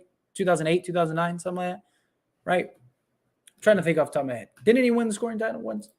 Yeah, let's see. I'm pretty sure he won in 2008. Scoring title. Did he win a scoring title? Oh yeah, so he did. He did win a scoring title in 2008. So I was right. So he's won it once. My apologies. I think I said earlier he had it this year would have been the first year, but now I think about it, I think he won one in 2008. So yeah, okay. So we looked it up. Yeah, there we go. So he has said since then that basically he could win the scoring title every year if he wants, and I really do believe he could. Cheers. So thank you so much, Devins. I appreciate you. Thank you. Thank you so much for subscribing to the channel. And everybody, subscribe. Hit that subscribe button. Let's do an update on the goal. Let's see what the goal update is. We needed 150 likes, and we're only at 98, and there's 131 of you. Hit that like button. Help me reach that like goal. I'd really appreciate it. And then what are we at subscriber-wise? We are at 3722. So we still need 28 subscribers. There's 129 of you. Hit that subscribe button. Like this video. Help me out. I would greatly appreciate it. Let's hit those goals. I'd really appreciate hitting those goals. I like to set goals for these live streams. I read a report that Lakers playing Pat Bev as small forward. I hope that's not true. I hope that's not true either. Yeah, that would be a terrible idea. This is heavy. Y'all do realize KCP was a smaller defender on that 2020, and he was a plus defender. This team is nothing like is nothing like the 2020 team. This team is exactly like the 2020. This team is better than the 2020 team. Look, go watch the video. If you don't think so, go watch the video. I made a video breaking it all down. This team has more depth, better bigs, more versatility, same amount of size. You had one guy that shot 38% on 3 attempts per game, and that was KCP.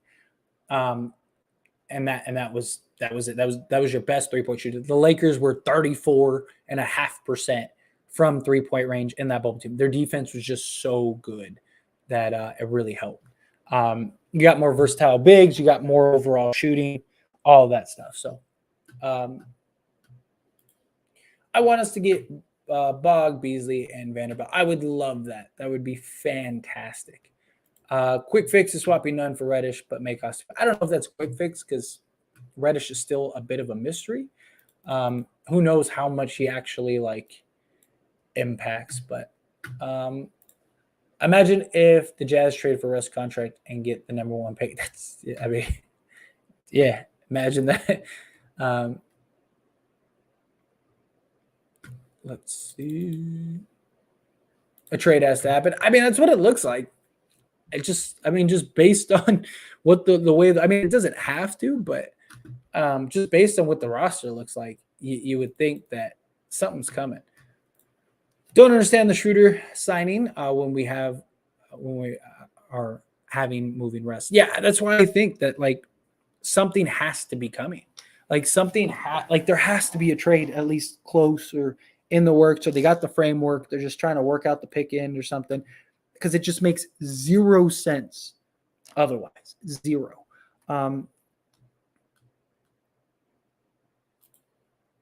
Signing Schroder for that amount is a deal that they could have passed up. I do understand that. I do understand, he's the potential upside given the player is huge, but sometimes to further this argument, because this is something I mentioned yesterday, is you also got to keep in mind teams like the Warriors wanted him, Clippers, I think were mentioned, stuff like that. You take him and now you don't, that's one less piece that they have to worry about, stuff like that. But there's also maybe you shouldn't do that is a thing. It's just, we just have so many guards and point guards specifically. But I don't know. I just think Russ ends up going elsewhere. Yes, Russ will no longer be there, and they still don't know what version of Kendrick Nunn they will get. That's very true. Depends on which Nunn. Dennis is also backup if Nunn can't go. I have a feeling Nunn can't go.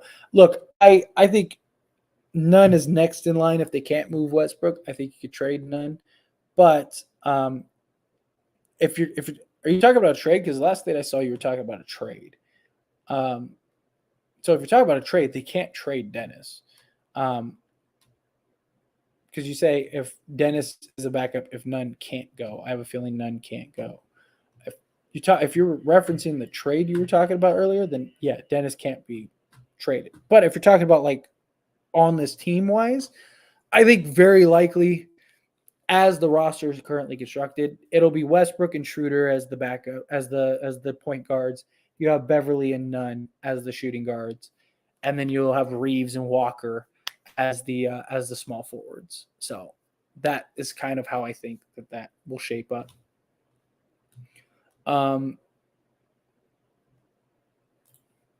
With this Laker roster, we might be a 6 to 8 seed. I think we'll be closer to a 6 seed than an 8 seed, but you never know. You never know. My whole thing is how can we know until this team actually plays? What if this team is great? What if people are knocking down shots? Darvin Ham's got everyone accepting the role. Everyone's bought in. Chemistry is great. They worked it out. They went through the camp together, all that stuff. You never know. You never know.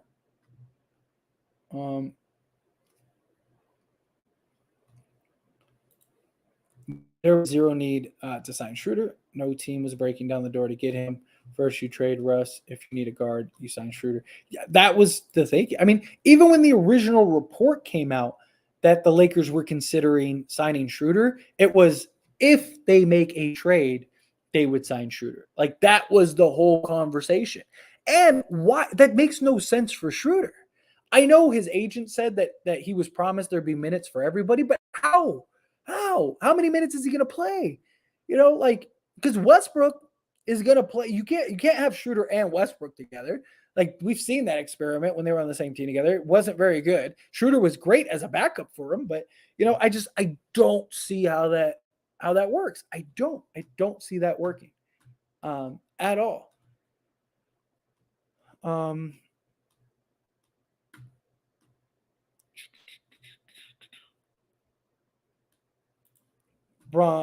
won the score. Yeah, I forgot about that. I corrected that. Yeah, he won in 2008. Thank you all for bringing that up. Yeah, I was like, that's why I was like, wait a minute. I was like, when I was talking, answering that other question, I was like, oh, I was like, you know what? I think he won one before. Yeah. So thank you. I appreciate you. Let's see. No, I'll never forget 8 points in a finals game and couldn't do a post up on 6'1" JJ Barea, not my goat. Sure. We're almost at the end of the thing. Cool, perfect.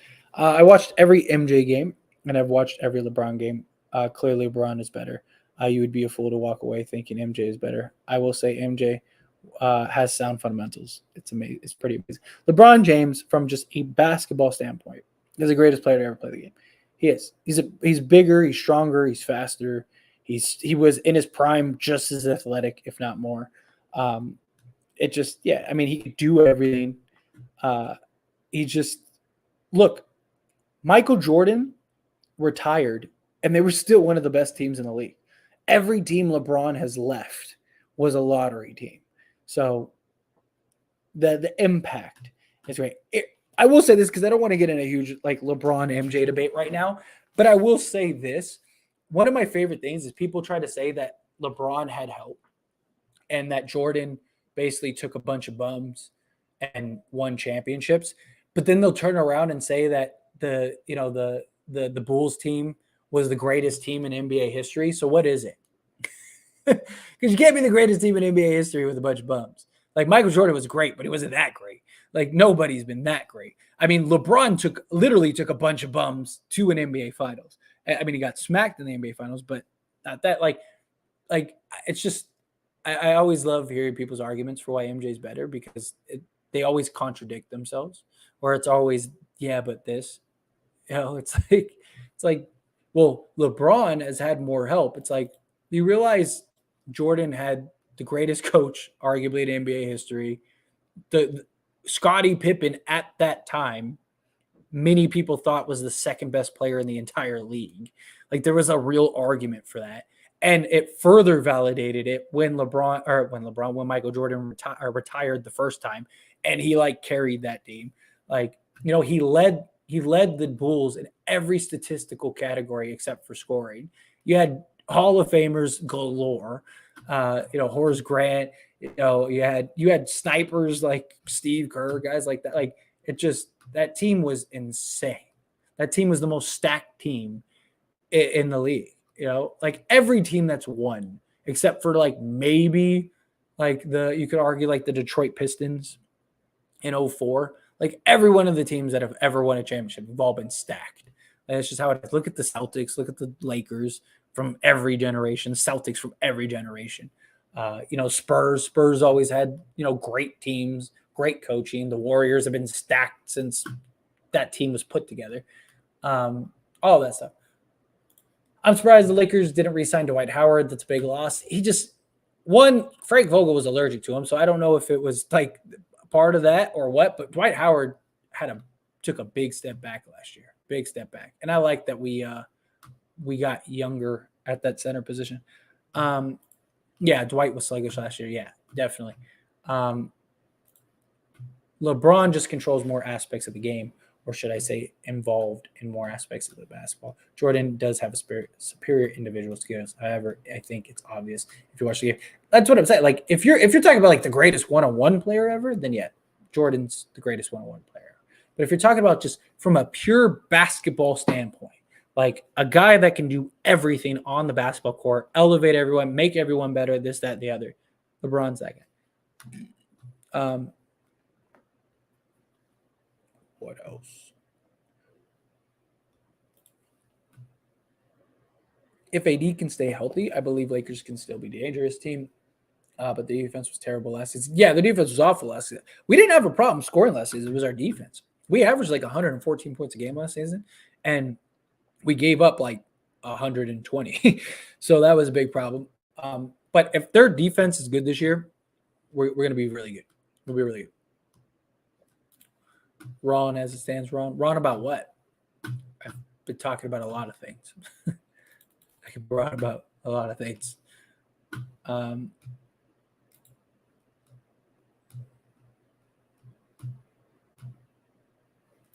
How old are you, Quentin? Let's start there. How old are you? I didn't say he was. I said there was a real conversation back then that he was. But how old are you first? Because I'm not going to argue with you if you're 15 or 20, like because you're not old enough to remember that have actually been there. AD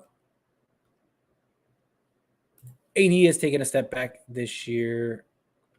Has to take or a step this year, a leap, or turn back to bubble. Uphill's AD. It's about time. I really hope he does, and I agree. He absolutely does need to. He absolutely does. We need him to step back up. Talk about pimping. Yeah, he almost won an MVP. That's what I'm saying. Like, I can't. Like, I'm not going to go into that conversation if he's not old enough to know.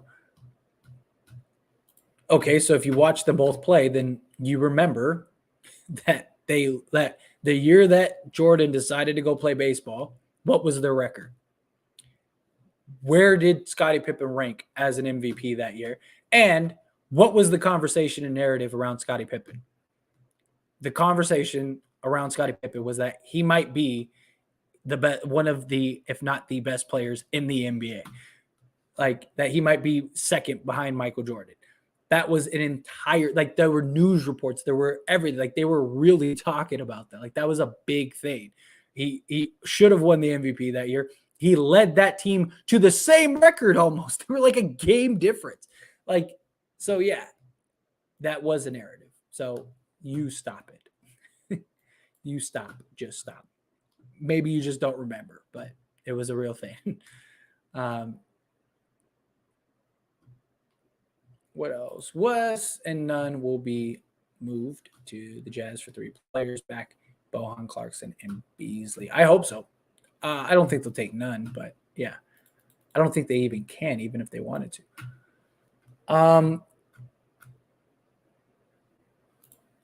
Come on, man. A backcourt of Schroder and Pat is trash if you compare with Donovan Mitchell, Garland, Brown, Smart, CP3, Booker, and others. I mean, I wouldn't say they're trash, but you know, they're not.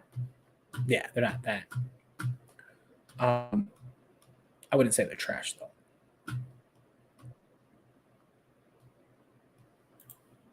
Just what does that have to do with anything? That's I love people where they're like, "What about this? What about like what does that have to do with anything?"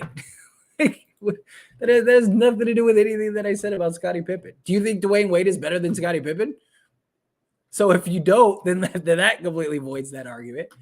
Oh God, that was a terrible response. Come on, you got to do better than that. Schroeder played great in Euro basketball, but Marketing and some other dudes from the way to cook too. Yeah, look, they could be very good this year still. I really still like the roster. But we're at the end of the stream here. I'm going to answer this question. I'm going to get on out of here. Again, if you're watching the stream, hit that like button. Hit that subscribe button. We're definitely not going to reach my subscriber goal unless 26 of you subscribe right this second. But nonetheless, if you are watching this, subscribe to the channel. Let's get as many as we can. But why don't you compare that to player movement, hand-picked teammates, and custom-made super teams, advantage Jordan? I mean, Jordan had the luxury of having essentially the same core for his – it's the same thing as Steph. You know, like you don't need to go hand-pick players. You don't need to, you know, have player movement or anything when you have the best team every single year. You know, like you don't have to worry about that. You know, what did Jordan do before Pippen came? he couldn't even get out of the first round or make the playoffs. You know, to be fair, he played against far superior competition. Can't compare the Spurs, Golden State to anything MJ faced. LeBron's played way better competition. The NBA players in general are better now than they've ever been. As like a collective whole, like they're more athletic, they're more physical, they're bigger, they're stronger, they're faster. We've just evolved over time. None still injured. According to everybody that would know, they all say he isn't. They all say he's fine. Those teams sucked after LeBron left because they were super top heavy. Yeah, but they still would win. I mean, LeBron was good. He wasn't that good. They still had like star players. Like, he still had Wade and Bosh, stuff like that. Kyrie, Kevin Love. Well, I mean, Kyrie left, but you get my point. Here we go. Well, you've been smoking Dwayne Wade better than Kobe Bryant. Seriously. Oh, don't pay no mind to Kevin. Kevin's my biggest fan and likes to troll for whatever reason. I don't know why, but apparently he does.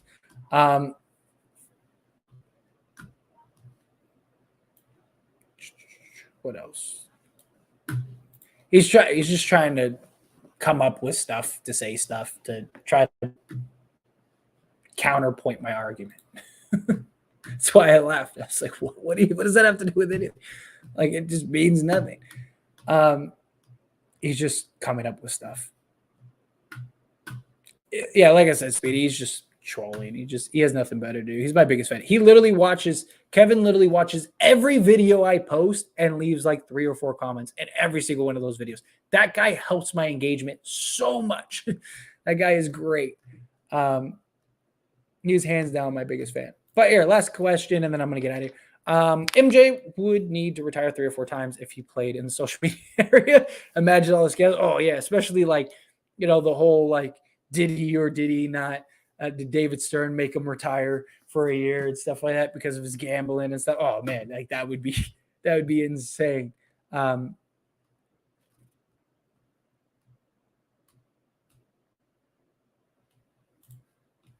Since players of today are so much better, tell me who would guard Shaq, Wilt, Kareem, or Bird. Shaq is the most dominant player ever. There's not in any generation period. You're comparing apples to microwaves. It's not. Wilt, there's a lot of people in today's NBA that could guard Wilt. A lot of people. You got to remember, Wilt was a giant in times where there weren't many giants. Now every team has like 5 of those giants. Like, so that's a big difference too. Kareem is arguably one of the greatest players ever, but yeah, they have a lot more big in size and things like that. And Bird is just great. I mean, comparing like superstars are superstars regardless. Like, they're going to be superstars in anything. I'm talking as a whole, as like I said, the entire league. And I even mentioned, stars are like, there's overall talent.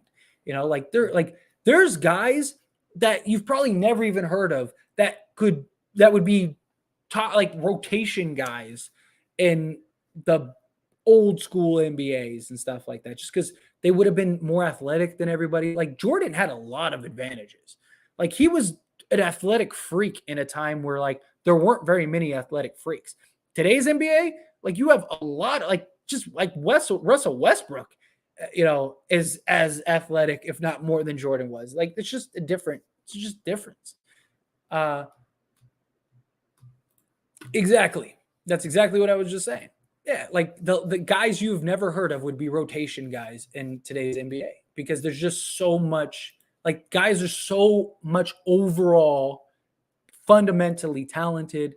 And that's a good thing. It's not a bad thing. Like, people look at that and like, no, there's no way. Like, it should be the case. It should get better over time. That's the point. We evolve, we improve, we get better. Like, the guys in the 90s were better than the guys in the 70s. You had more size, you had more, we've had this evolution as we should. But anyway, that's where I'm going to leave it. I'm going to leave it on the note. Again, subscribe to the channel. Please hit that subscribe button. Really helps me out a lot. Can I get at least 4 subscribers? We're at 37-26. Can we at least get to 37-30? Can we at least do that? I would love that if that's possible. That's an excellent point. Name one sport where we've regressed. No, none of them. Like every sport has gotten better over time. That's how it is. Thanks so much, Candy. I appreciate that. Thanks so much for hitting that subscribe button. But yeah, hit that subscribe button. Like this video. It really does help me out during the stream, after the stream, all of that stuff. I will see you guys all in the next one. I appreciate you. Also, check the links in the description. Go subscribe to those channels too. All of that stuff. I appreciate you. You're awesome. Thank you.